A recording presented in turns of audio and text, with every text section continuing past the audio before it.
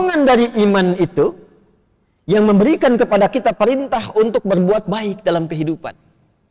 Mata diminta melihat yang baik, telinga mendengar yang baik, mulut berkata yang baik. Itu ada nanti ayatnya di Quran. Makanya ngajinya yang total. Misal mata nih, Quran surah 24, surah Cahaya An-Nur, ayat 30 untuk laki-laki, ayat 31 untuk perempuan. Kalau imannya dilatih dengan kuat, nanti iman itu punya transmisi gelombang. Masuk lewat fisik, kita dibimbing fisik untuk melihat. Masuk ke mata melihat.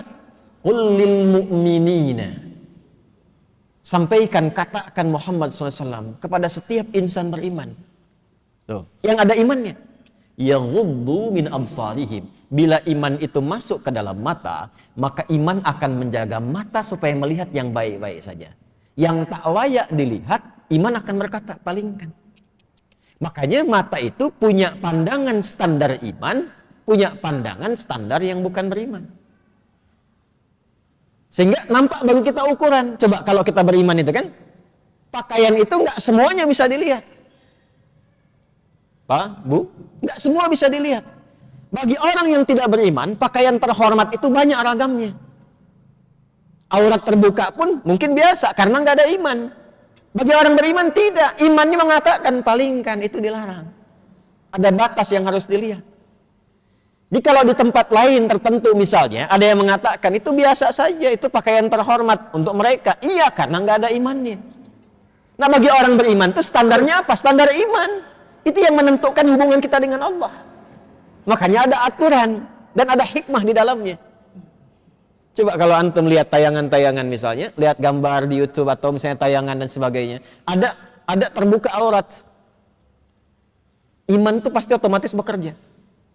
Kalau imannya kuat, palingkan. Kadang dia istighfar, astagfirullah, palingkan. Dan gak ada yang terlambat, gak ada lisan istighfar mata gak berpaling, astagfirullah. Salah ini. Ada. Wasari'u ila maghfirah, cepat dia istighfar. Demikian masuk ke lisan juga begitu. Itu imannya dulu sebelum lisannya. Ya, Quran surah 49 Al-Hujurat ayat 11 sampai 12. Ya ayyuhalladzina amanu. Iman dulu. La yasra qaumin qaum. Lisan orang beriman itu tidak mudah mencela. Ini semakin tinggi imannya, semakin baik kosakatanya karena isi hatinya baik semua. Nah, kalau sudah menemukan yang baik itu susah mencari kosakata yang kotor. Al-Hasan cucu Nabi tahu? Radhiyallahu ta'ala anhu. Nggak tahu cucu Nabi. Kalau kenal mungkin nggak kenal, tapi nggak tahu itu nggak mungkin itu. Cucu Nabi. Al-Hasan dan Al-Husain pernah dengar ya? Kami di pesantren itu membuka ruang tunggu ada dua, kanan dan kiri. Di pesantren yang sedang kita bangun. Kami berikan namanya dua cucu Nabi, Al-Hasan dan Al-Husain. Dan setiap tempat ada bangunannya, di situ ada edukasinya.